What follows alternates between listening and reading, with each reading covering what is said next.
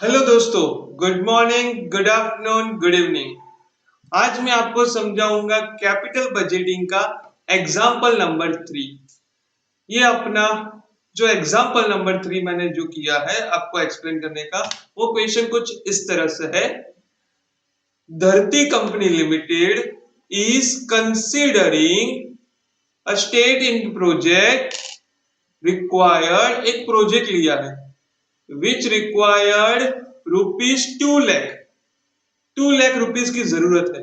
उसका मतलब दोस्तों, it is your outflow. 2 lakh रुपए आपके लिए क्या हो जाएगा? Outflow. Forecast income after depreciation but before tax इतना है। देखो 5 साल का आपको दिया हुआ है। they have given for the 5 years, they have given for the 5 years.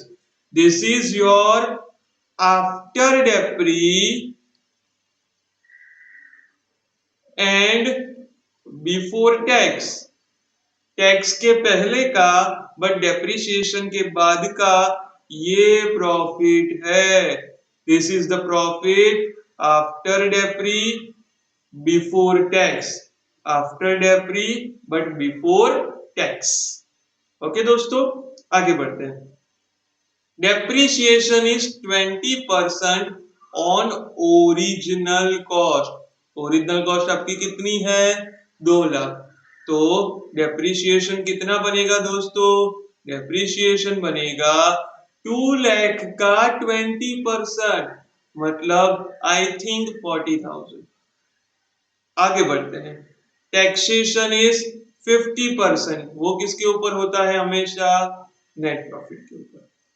Okay, net profit के ऊपर आपको 50% टैक्स देना है। आपको क्या फाइंड करना है? Payback period. दूसरा क्या फाइंड करना है? Rate of return on original investment, rate of return on average investment, discounted cash flow method. अच्छा, and this is nothing but profitability index भी बोल सकते हैं। And last it will be a NPV. Okay, let me see how it is to be done. Let me see how it is to be done. Okay, मैं start कर रहा हूं। देखो इसमें मेजोरिटी सारी मेथड पूछ ली है, एक एक करके हम समझेंगे। लेकिन मैंने आपको बोला था सबसे पहले आपको स्टेप 1 स्टेप 2 बना देने का, फिर आगे सोचने का क्या पूछा हुआ है। पहले स्टेप 1 बना दो, स्टेप 2 बना दो। दोस्तों पहले स्टेप 1 एंड स्टेप 2 बना दो, फिर सोचो कि कौन सी मेथड बोली है, उस हिसाब से हम आगे बढ़ेंगे। ओके दोस्तों, लेट वी स्टार्ट। सबसे पहले है present value of cash outflow. Proper लिखा हुआ है 2 लाख। सो purchase price of machine is 2 lakh. Installation cost यहाँ पे कुछ नहीं दी है, ट्रांसपोर्टेशन और वर्किंग कैपिटल कहीं पे कुछ नहीं दिया है। तो this is your total 2 lakh. अब बढ़ते हैं अपने स्टेप नंबर 2 पे। This is our step number 2 is present value of cash inflow. आपको क्या बोला है? कौन सा प्रॉफिट दिए? देखो दोस्तों, आफ्टर डेप्रिसिएशन, डेप्रिसिएशन के बाद का, बिफोर टैक्स, टैक्स के पहले का, मतलब डेप्रिसिएशन के बाद का पर टैक्स के पहले का। फिर से डेप्रिसिएशन के बाद जो प्रॉफिट आता है वो, बट टैक्स के पहले जो प्रॉफिट आता है वो, मतलब आपको कौन सा प्रॉफिट दिया हुआ है? Profit before tax. ये वर्ड बहुत इंपॉर्टेंट होते हैं, इसके ऊपर से ही पता चलेगा ये प्रॉफिट कौन सा दिया है। Profit after depreciation before tax, after depreciation but before tax. Okay friends, चलो दोस्तों आगे बढ़ते हैं। कितना दिया है? 1 लाख, 1 लाख 80, 80, 40, 1 लाख 1 lakh 80 80 40। अच्छा, टैक्स कितना बोला है दोस्तों उन्होंने? It's a 50%। तो 1 लाख का 50%, 50,000, 50,000, 40,000, 40,000, 20,000। टैक्स आपको बोला है 50%, वो हमेशा प्रॉफिट बिफोर टैक्स का ही गिनने का। तो प्रॉफिट आफ्टर टैक्स कितना होगा दोस्तों? 50,000, 50,000, 40,000, 40,000 एंड 20,000। ओके दोस्तों, depreciation, it is my note number 1। यहां पे कैलकुलेट कर रहा हूं मैं note number 1, which is depreciation. Depreciation क्या बोला है दोस्तों उन्होंने? 20% ऑन ओरिजिनल कॉस्ट। आपकी ओरिजिनल कॉस्ट कितनी है दोस्तों? 2 लाख इंटू 20%, मतलब it will be 40,000। Every year depreciation is 40,000। 40,000, 40,000, 40,000, 40,000। Cash flow मतलब profit after tax before depreciation. आप इसको ऐड करोगे। 50 प्लस 40, 90,000 दोस्तों। 90,000, 80,000, 80,000 एंड 60,000। स्क्रैप वैल्यू नहीं दी है। ओके दोस्तों, what is the net cash flow? Add करेंगे तो वही का वही रहेगा। 90,000, 80,000, 80,000, 60,000। अच्छा, प्रेजेंट वैल्यू फैक्टर देखो तो कितने परसेंट दिया है उन्होंने? Cost of capital given is 10%। तो 10% और 10% का आपको डिस्काउंटिंग फैक्टर दे दिया है। कितना है दोस्तों? 909।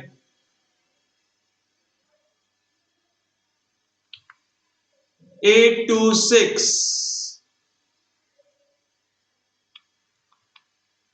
751,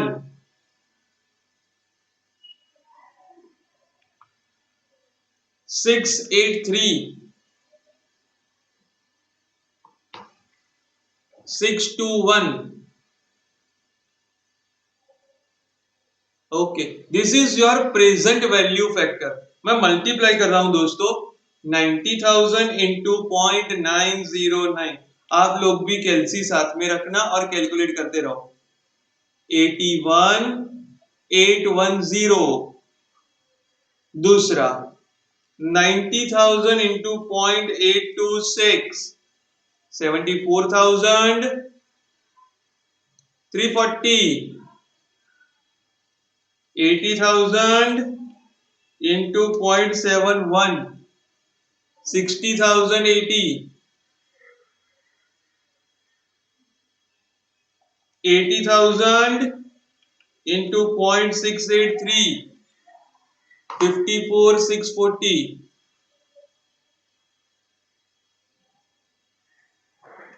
60,000 into 0.621, 37,260।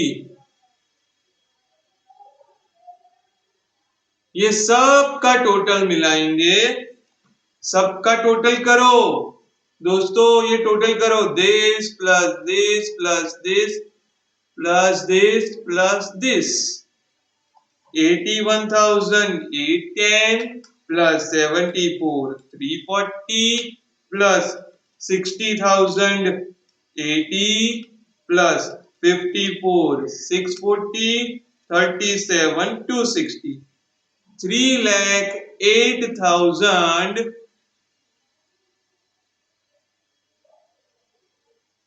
3,08,130, 3,08,130, कितना है दोस्तों? 3,08,130।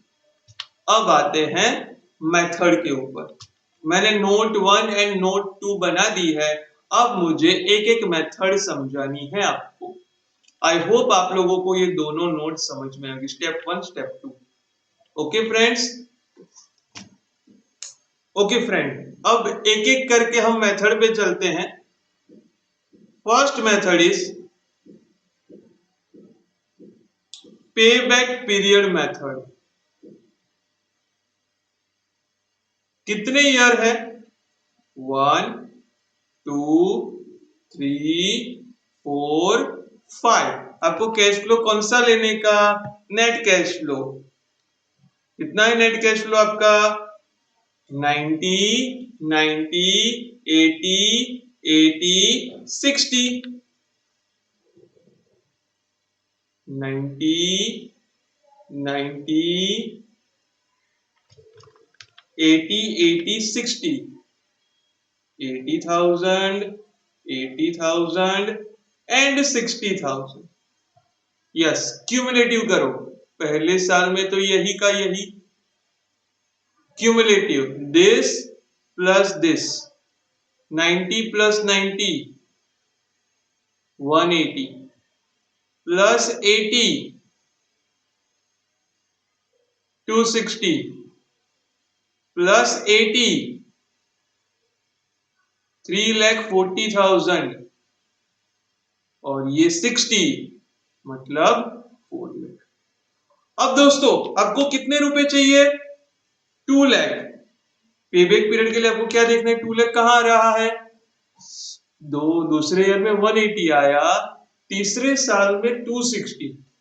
एग्जैक्ट ईयर पता नहीं चल सकते हैं आपको 2 लाख रुपए कब मिल रहे हैं, पर एक चीज कंफर्म है, आपको 2 लाख 2 साल के बाद, पर तीसरे ईयर से पहले मिल जाएंगे।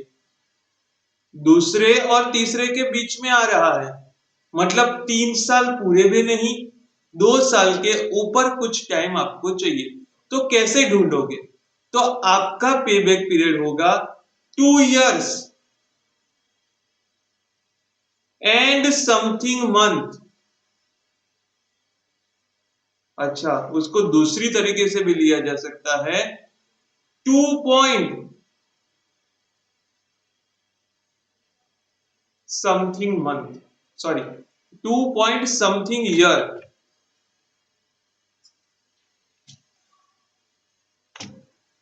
2 पॉइंट समथिंग ईयर। ओके, कैसे फाइंड करेंगे मंथ? आपको एक चीज तो पता चल गई दोस्तों कि 2 साल में आपको मिल रहा है 180, 3 साल पूरा कर लोगे तो आपको मिलेगा 260, मतलब ये दोनों के बीच में ही आ रहा है, मतलब 2 साल पूरे, तीसरा पूरा नहीं। तो तीसरे साल में कितने महीने, वो कैसे फाइंड करेंगे वो समझा रहा हूं। पहले तो ये डिसाइड कर लो कौन से साल के बीच में आ रहा है, मतलब 2 ईयर के बाद, तीसरे ईयर के अंदर उसमें आ रहा है। ओके, अब आगे देखते हैं किस तरह से मंथ फाइंड कर सकते हैं। सबसे पहले आप देख लो कि भी आपने 180 जो गैदर किया दूसरे साल में, यहां पे जो साल लिखा हो वो साल में आपने कितना गैदर किया वो देख लो। वहां से आपको कितना चाहिए वहां का डिफरेंस निकालो, कितना चाहिए वहां का डिफरेंस निकालो। ओके दोस्तों, कितना डिफरेंस है? मतलब तीसरे साल में आपको 20,000 चाहिए। तीसरे साल में आपको कितने रुपए चाहिए? आपको 20,000 रुपीज चाहिए। तीसरे साल में आपको कितने रुपए चाहिए? 20,000। तो ये डिफरेंस निकाल लिया। फिर तीसरे साल में देखो आपने कितने गैदर किए पूरे साल में? 80,000, वो लिख दो। पहले तो जो ईयर लिखा है उसका और जो चाहिए वो डिफरेंस निकालो, तो आपको पता चलेगा आपको कितने रुपए चाहिए। फिर उसके बाद वाले ईयर में कितना कैश फ्लो हुआ है वो लिख दो।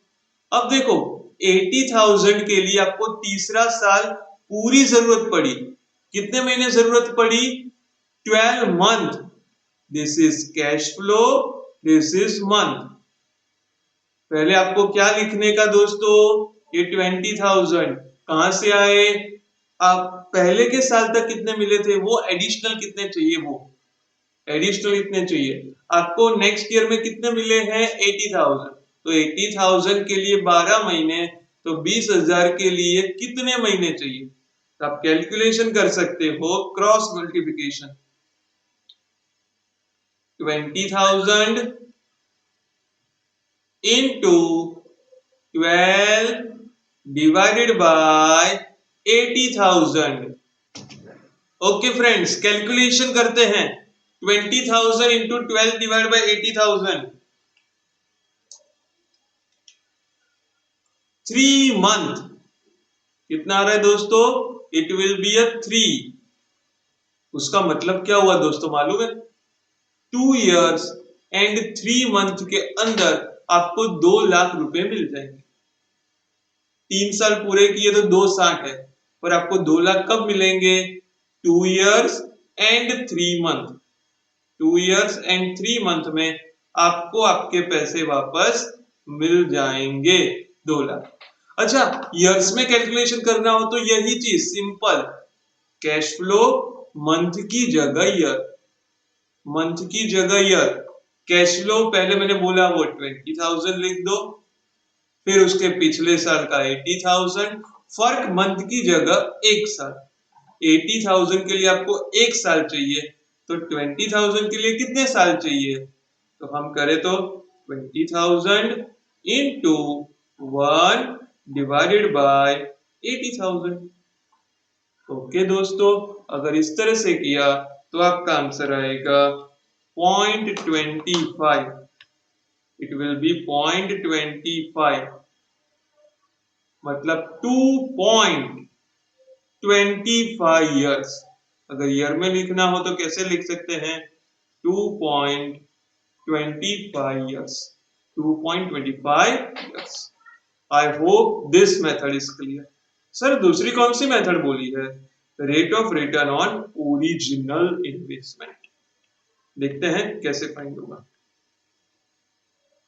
Rate of return on original investment,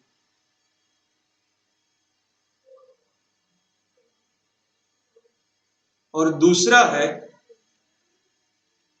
rate of return on average investment.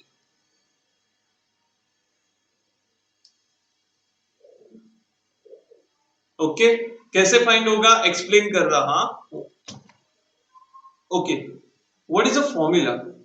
Formula is rate of return on original investment, formula is average profit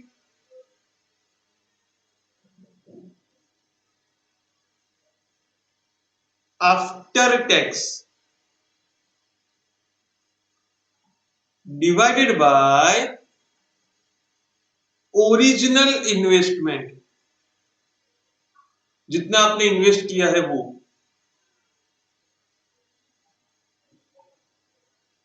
into 100। अच्छा, एवरेज इन्वेस्टमेंट के लिए average profit after tax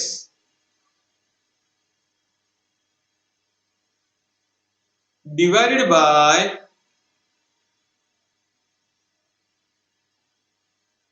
average investment into 100। Okay, this is the formula. पर इसमें कुछ कुछ चीजें हमें find करनी होगी, इसमें कुछ कुछ चीजें हमें फाइंड करनी होगी। क्या? Average profit after tax, and average investment. पहले वो फाइंड करते हैं। Average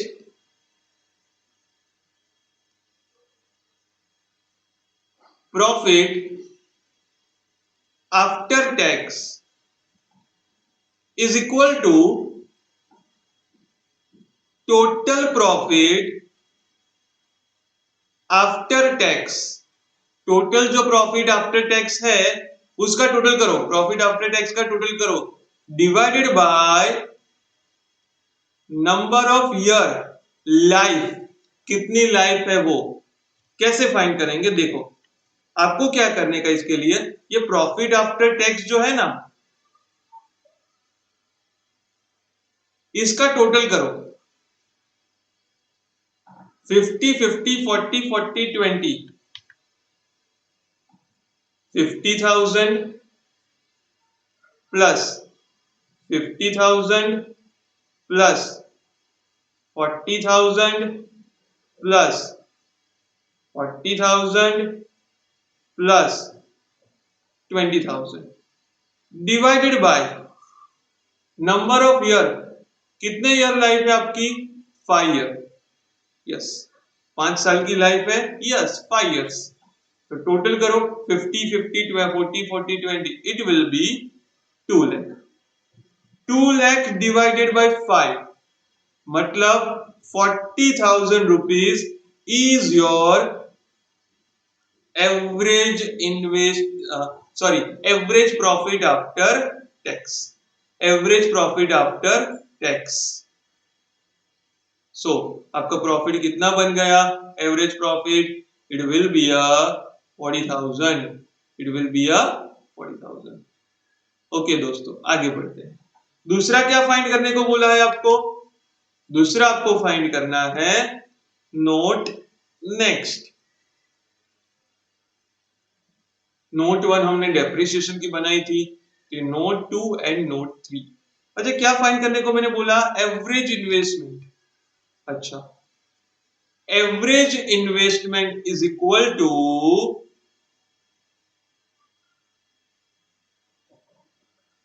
total original investment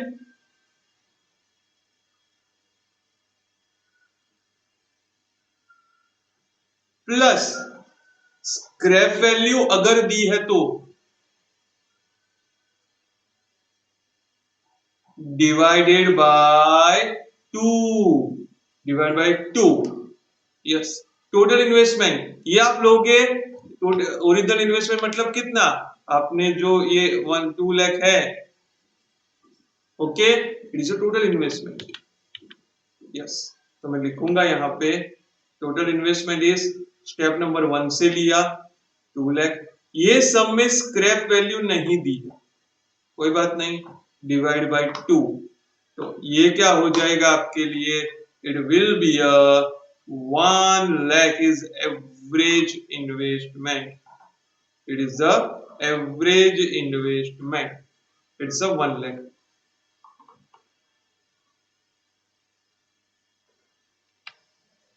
okay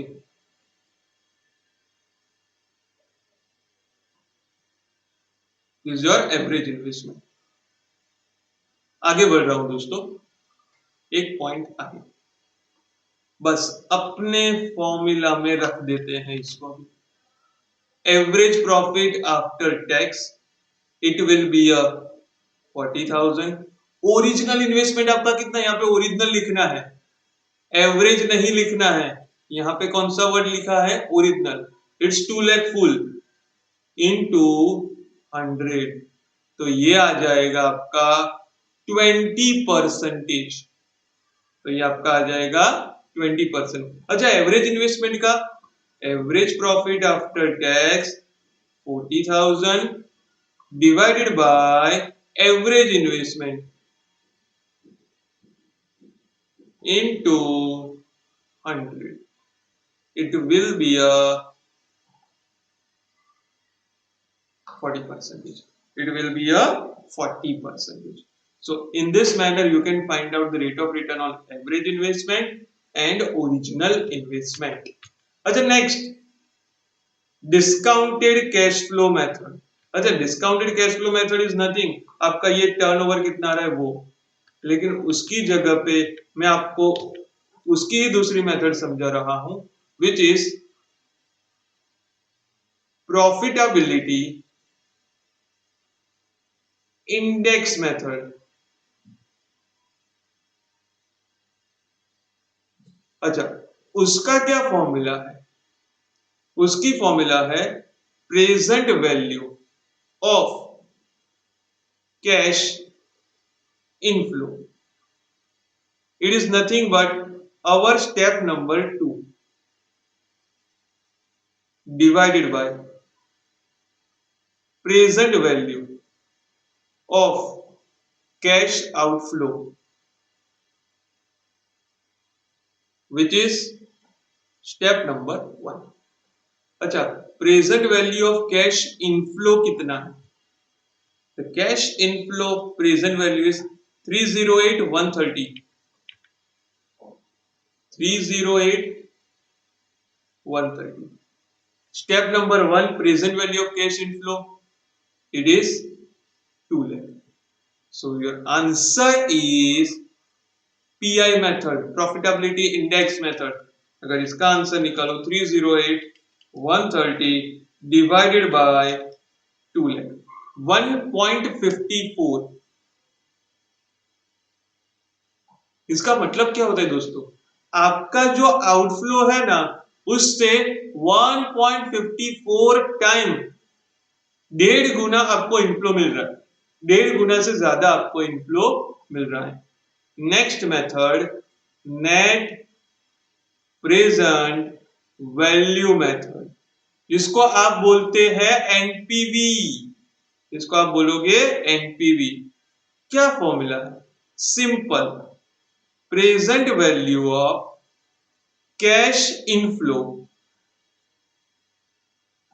minus present value of cash outflow, कितना आएगा?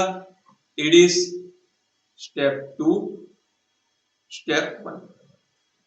तो 308,130 माइनस 2 लाख, 108,130 आपको इनफ्लो से इतना ज्यादा मिल रहा है, 108,130। ओके दोस्तों, आपको आउटफ्लो से इतना ज्यादा मिल रहा है। So this is your answer of all the questions. This is 1.54, this is 108,130, this is 1 lakh। अच्छा, वो गिना हमने। अच्छा, ये आया 40%, 20%, और पेबैक में ये आपका था स्टेप नंबर 2 का टोटल। अच्छा, इसमें आपका आंसर आया 2 years 3 month, या तो 2.25 years। ओके दोस्तों,